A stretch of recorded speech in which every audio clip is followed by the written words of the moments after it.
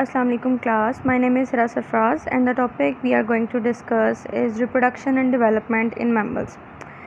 So, how reproduction and development occur in mammals? Firstly, mammals are considered as viviparous animals. Viviparous animals are those mammals or animals which give internal fertilization to their young ones. So, internal fertilization occur inside the body of a mammal, and after fertilization development stages is started, that is known as gestation period, and after this a newborn is produced, and the newborn is fully matured in some mammals.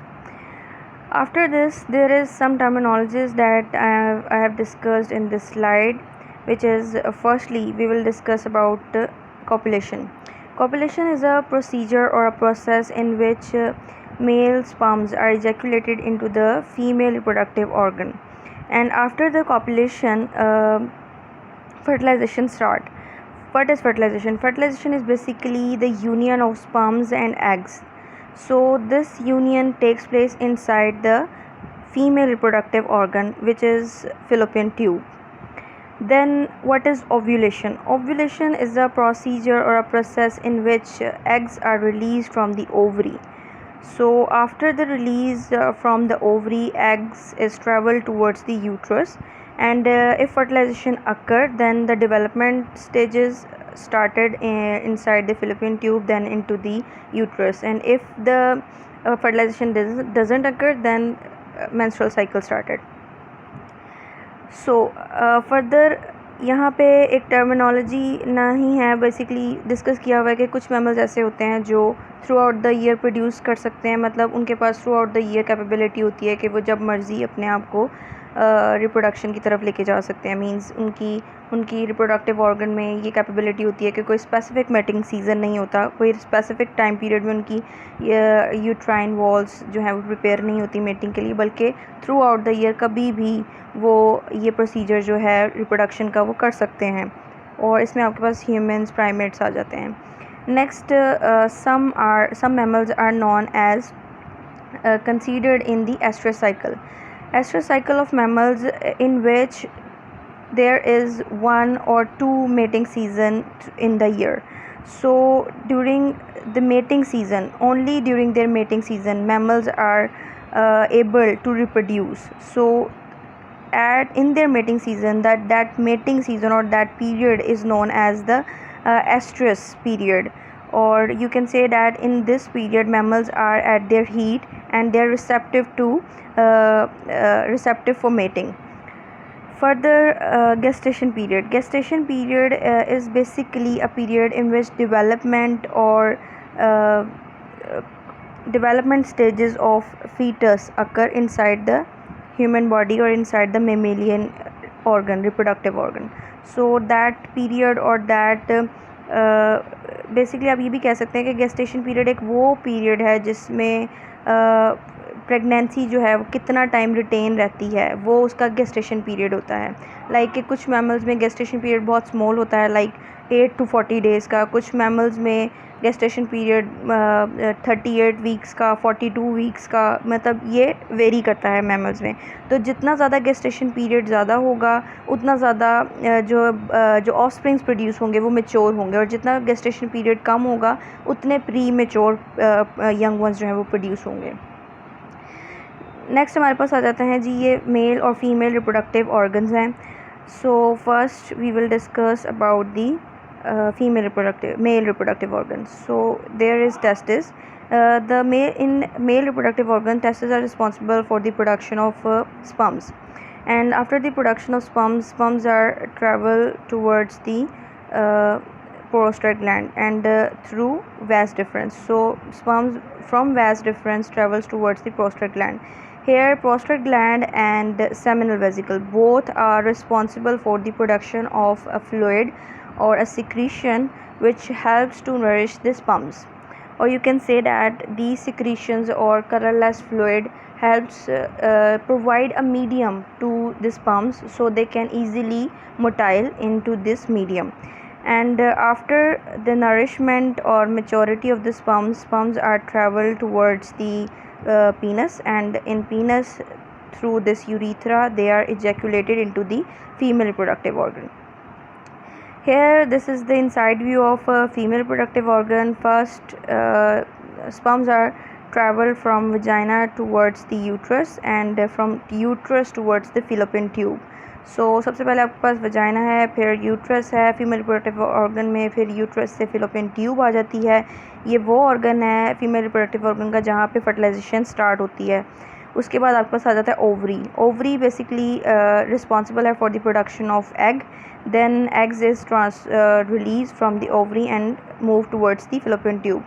And यहाँ से आपके पास uterus से sperms आएंगे. There lots of sperms in a single ejaculation and only one sperm having a chance to fertilize the egg. So यहाँ fertilization आपकी fallopian tube में होगी. So how fertilization occur? There in picture you can see there is lot of sperms that are attached with the egg. ठीक है, this is the egg. Basically these are the two layers of egg which protects the egg. So sperm, जितने भी sperm आ रहे हैं यहाँ से, वो responsible हैं कि उन्होंने इन लेयर्स को पेनिट्रेट करना है, तभी वो अपने इन जेनेटिक मटेरियल को एग के अंदर ट्रांसफ़र कर सकेंगे. So these two layers present in the egg known as, first is the inside layer is known as zona pellucida. Zona pellucida से भी इंटरनल एक लेयर है जिसको आप एग प्लाज्मा मेम्ब्रेन कहते हैं. और सबसे आउटर लेयर जो है ये एक फ़ैट लेयर होती है एग सेल के बाहर. सो जो आपके पास ये स्पर्म्स हैं, ये 2-3 चीज़ें हैं जो मैं आपको पहले बता दूं, फिर उसके बाद मैं आपको डिफ़ाइन करती हूँ उसका. ये स्पर्म्स के बाहर एक ये जो इसका एज है इसको कहते हैं एक्रोजोम, और यहाँ पे एक्रोजोमल रिएक्शंस होते हैं, और इस एक्रोजोम के अंदर इस हेड वाले पार्ट में इसका जेनेटिक मटेरियल प्रेजेंट होता है. And this is the tail of the sperm. So ये टेल जो है ये इसको मोटिलिटी प्रोवाइड करती है स्पर्म्स को. अब ऐसा होता है that sperm came from the uterus into the fallopian tube and fertilization starts. So there is lot of sperms but only one sperm having chance to fertilize the egg. Firstly, acrosomal reactions occur at the end of the acrosome. Acrosomal reaction is basically the release of an enzymes which helps to digest these layers present outside the egg cells. So that enzymes digest the fat layer and zona pellucida of the egg, then enter into the egg. So after digestion of the outer layers of the egg, sperms ejaculate their genetic material inside the egg cytoplasm, and after the ejaculation the egg जो cell membrane है यानी egg की जो plasma membrane है release an enzyme which protects the egg cytoplasm, और egg को वो protect करती है egg cytoplasma membrane के मज़ीद आने वाले जितने भी sperms हैं वो अपना जेनेटिक मटेरियल अंदर रिलीज़ ना कर सकें. मीन्स कि वो अपनी उस एग प्लाज्मा मेम्ब्रेन को इतना थिक कर लेते हैं कि वो मीन्स डाइजेशन फर्दर डाइजेशन नहीं होती. ठीक है, उसके बाद जेनेटिक मटेरियल जो है वो ट्रांसफ़र हो जाएगा एग साइटोप्लाज्म में. सो here is another concept that you know also, that egg cytoplasm or egg have haploid number of chromosomes or haploid genome, and जो sperms हैं that also having a haploid genome. So both haploid genome unite or condense and form the diploid genome. अब आपके पास एक diploid genome बन जाएगा, और diploid genome ने आगे further mitotically cleavage start कर देनी है. So these are the procedure of cleavage. मैंने आपको बताया कि जब एग और स्पर्म आपस में मिलते हैं यूनियन हो जाती है, जाइगोट बन जाता है. उस जाइगोट के बाद मोरूला स्टेज के बाद स्टार्ट होती है क्लीवेज. अब क्लीवेज में क्या होता है, firstly the cell divides into two, and then these two cells mitotically further divided into 4, and these division started and cells are increased in their amount, and unless until there is 100 plus cells are obtained inside the cell. So this condition of the cell is known as the blastula, and these cells are known as the blastocyst inside the blastula. The outer covering of the blastula is known as the blastoderm, and the inside hollow cavity, here you can see this hollow cavity, is known as the blastocele. And after the blastula stage, gastrulation started, और gestation period जो है वो gastrulation के बाद start होगा. सो gastrula stage में क्या होता है, basically after the blastula stage these cells of the blastula rearrange their cells in a manner that the three layers are produced. So the innermost layer is known as the endoderm. Endo means inner. Or the middle layer is known as the mesoderm, and the outermost layer is known as the ectoderm. These three are known as the three germ layers of the cell. So they have a specific fate. Fate means that these germ layers are differentiated to produce or form a different organ system inside the embryo or fetus. So after the gastrula stage, the gastrula is implanted into the uterus. और जब वो एक दफ़ा implant हो जाएगा uterus में, अब उसने आगे जितनी भी उसकी जर्म लेयर्स हैं उनका स्पेसिफिक फेट है, और उसने अपने उस एम्ब्रियो के स्पेसिफिक उन ऑर्गन्स को बनाना स्टार्ट कर देना है. ठीक है, तो these are this is the diagram in which you can see which organs are produced by which layer. So here it is ectoderm. Ectoderm is responsible for the production of skin cells, epidermis, neuron cells and brain, and then the pigmented cells. And this is the mesodermal layer. Mesodermal layer is responsible for the smooth muscle cells, for the production of red blood cells, kidney cells, for skeletal muscle cells, for cardiac muscle cells. And lastly there is endodermal layer, inner layer. So this internal layer is responsible for the production of mostly digestive system and internal linings of the organ, like digestive cells and thyroid cells and alveolar cells of the lungs. Next is the classification of mammals. We have discussed earlier in this chapter that there is two subclasses of the mammals. First is Prototheria and second is Theria. Prototheria is now extinct because there is no individual is present in earth, and the second is Theria. There is further three infraclasses of subclass Theria. First is Ornithodelphia. These are the Ornithodelphians. They are also known as monotremes. They are egg laying. The second is Metatheria. These are the Metatherians. So Metatherians are basically marsupial animals who have pouch. And the third is infraclass Eutheria. Eutheria are those mammals which have placenta. So they nourish their young ones through the placenta. That's why they are considered into the infraclass Eutheria or placental mammals. इनको placental mammals भी कहते हैं. Next हमारे पास आ जाते हैं जी kinds of mammalian development. So these are the first is Ornithodelphians, or you can say that monotremes. Monotremes are those mammals which lay eggs. So कुछ resemblance जो है monotremes की is just like the birds. What is the resemblance between birds and monotremes? The cloaca. Basically cloaca की resemblance होती है. जिस तरह के बर्ड्स में cloaca is responsible for their is only single opening, and that single opening of cloaca is responsible for excretion, for copulation and for egg laying, and in birds. And this is the same procedure followed by duckbills, platypus and the echidnas and further जितनी भी examples हैं monotremes की, उन सब में यही procedure और protocol जो है वो फॉलो होता है. सो ये रिजेम्बलेंस है कुछ बर्ड्स की और मोनोट्रीम्स के दरमियान.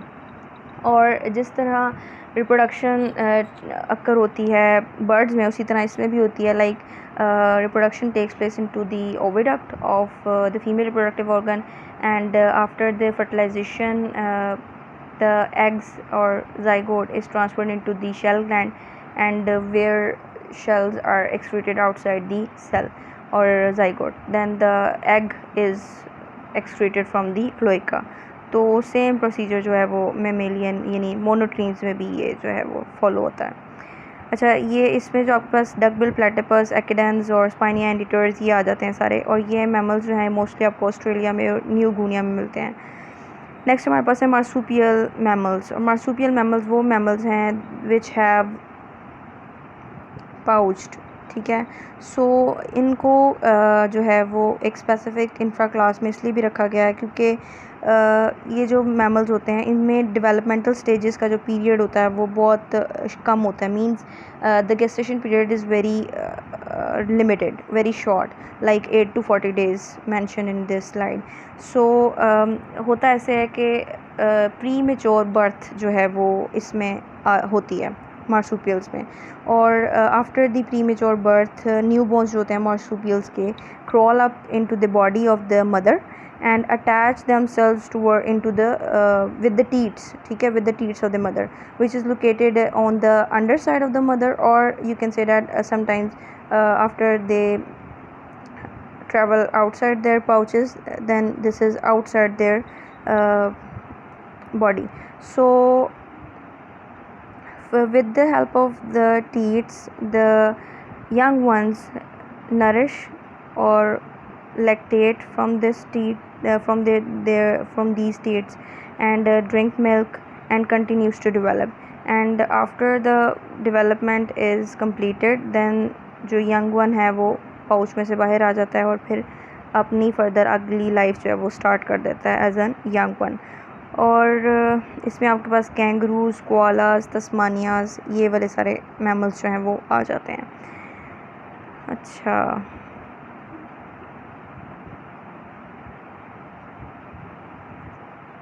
अच्छा, अब मार्सूपियल्स में जो इनकी जो यूट्रस होती है वो स्लाइटली इरोडेड होती है, वो थिन होती है। दैट्स वाई वो गेस्टेशन पीरियड को इतना रिटेन नहीं रख सकती, इसलिए भी प्रीमेच्योर बर्थ जो है वो मार्सूपियल्स में होती है। और एज़ कम्पेयर टू प्लेसेंटा, जब आप कंपेयर करें प्लेसेंटा से, तो प्लेसेंटा की जो यूट्राइन वॉल है वो बेसिकली ज़्यादा हेल्प करती है यंग वंस को और एम्ब्रियोज़ को रिटेन रखने में इनसाइड द बॉडी। अच्छा, नेक्स्ट हमारे पास आ जाते हैं प्लेसेंटल मैमल्स। प्लेसेंटल मैमल्स वो मैमल्स हैं which nourish their young ones through the placenta, ठीक है, जो कि अपने यंग वंस को प्लेसेंटा के थ्रू नरिश करते हैं, यानी न्यूट्रिएंट्स को और सब मटेरियल्स को जो है वो एक्सचेंज करते हैं through placenta.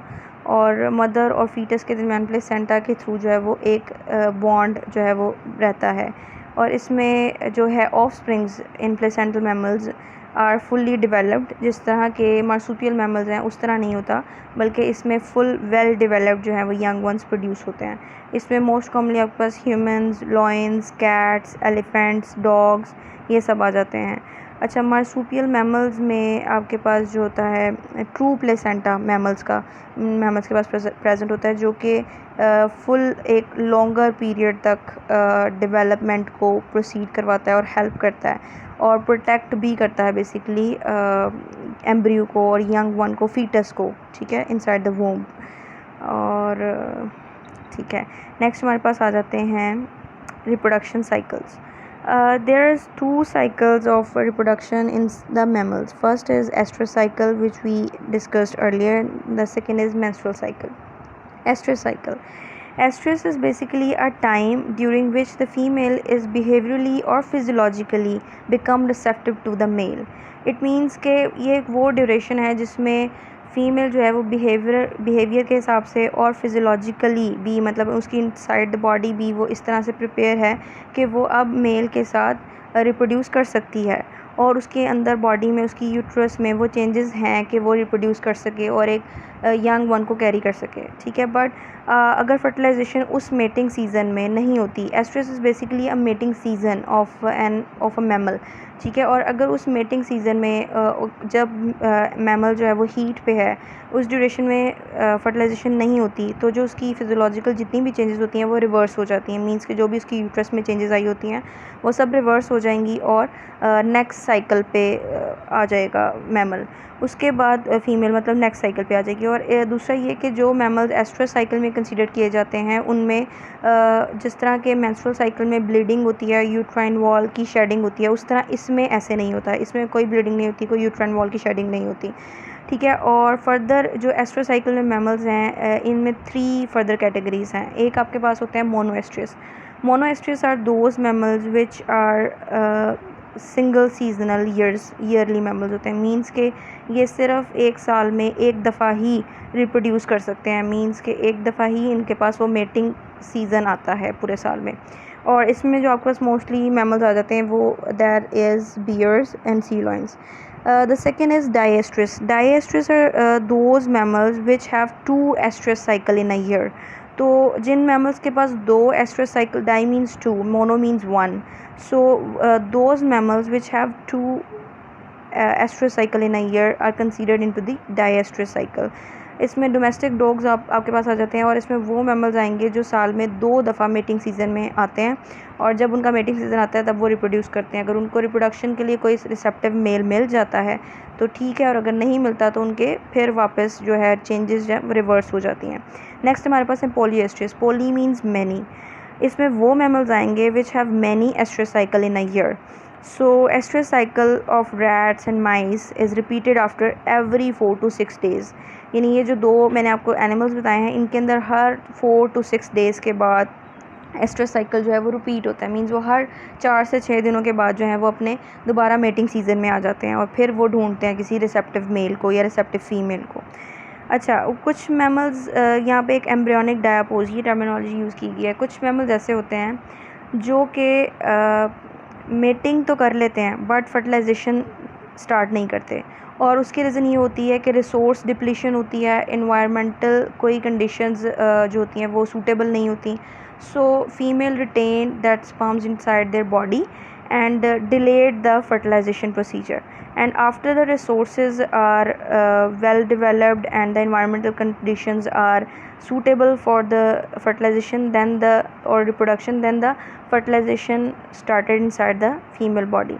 And this delay of 1 or 2 week inside the female body is known as the embryonic diapause. So इसमें आपके पास मोस्टली सी लॉयंस, बैट्स, बियर्स, कुछ मार्सूपियल्स भी आ जाते हैं। ठीक है। नेक्स्ट हमारे पास है further menstrual cycle. Menstrual cycle is basically a cycle in which shedding of uterine lining और endometrium occurs. So there bleeding occurs after the fertilization, there is no menstrual cycle starts, and if fertilization doesn't occur then menstrual cycle started in some mammals. अच्छा, इसमें आपके पास primates और humans आते हैं जिनमें menstrual cycle होता है। अच्छा, अब कुछ जो मेंस्ट्रुअल साइकिल है it regulate with the help of some hormones that produced by the human body और mammals body. So these hormones are follicle stimulating hormone FSH, progesterone and estrogens. So these hormones are responsible for the production or for this cycle. ठीक है, basically. So you can say that menstrual cycle is a tissue flow from your uterus through the small openings of the reproductive organ. So it occurs on a regular basis in uninseminated sexually reproductive ages, and after female is at their age of puberty then menstrual cycle started, and after their age of puberty is stop, मतलब कि वो as जब उनके hormonal levels जो होते हैं वो adjust होना बंद हो जाते हैं। अच्छा, ऐसे होता है कि जब फर्टिलाइजेशन होती है तो कुछ हार्मोन्स होते हैं लाइक एस्ट्रोजन और प्रोजेस्टेरोन जो होता है वो लेवल जो है वो हाई होता है उस वक्त, और अगर फर्टिलाइजेशन नहीं होती तो ये जो प्रोजेस्टेरोन एस्ट्रोजन लेवल जो होता है वो डिक्रीज़ करना शुरू हो जाता है और मेंस्ट्रुअल साइकिल स्टार्ट हो जाता है। और एक आपके पास कंडीशन आती है मेनोपॉज की। Menopause basically condition in which body जो है वो यूजुअली अकर, और ये मोस्टली मेनोपॉज का जो प्रोसीजर होता है और जो पीरियड होता है ये naturally at age after like age at the age of 45 जाके ही आता है। और मेनोपॉज में जो है वुमेन ओवरीज जो होती हैं या फीमेल ओवरीज जो होती हैं stop producing the hormone like oestrogen and progesterones, जो जब ये इन हार्मोन्स को प्रोड्यूस करना बंद कर देती हैं तो मेनोपॉज आ जाता है। अच्छा, एंड उसके बाद आपके पास आ जाता है मेंस्ट्रुअल साइकिल में ठीक है। उसके बाद the cycle which involves the periodic proliferation of lining of the uterus means जिस जहाँ पे पीरियोडिक प्रोलिफरेशन हो रही है मीन्स के लाइनिंग जो आपकी एंडोमेट्रियल वॉल की लाइनिंग है वो प्रोलिफरेट हो रही हैं और उसके बाद उन लाइनिंग्स में मैचुरेशन होगी ऑब्वियसली एग्स की। और अगर वहाँ पे मैच्योर होने के बाद एग्स इम्प्लांट कर लेते हैं तो इम्प्लांटेशन के बाद जो है वो फर्टिलाइजेशन का प्रोसीजर स्टार्ट हो जाएगा, फिर डेवलपमेंट और फिर यंग वंस बनेंगे। और अगर फर्टिलाइजेशन का प्रोसीजर नहीं होता, if fertilization does not occur then it is called menstrual cycle. फिर क्या होता है, मेंस्ट्रुअल साइकिल स्टार्ट हो जाता है। And these are the references from where I get this data, and I hope you can understand this easily. And this is your last lecture of this course outline, so good luck for your exams, and thank you. Allah Hafiz.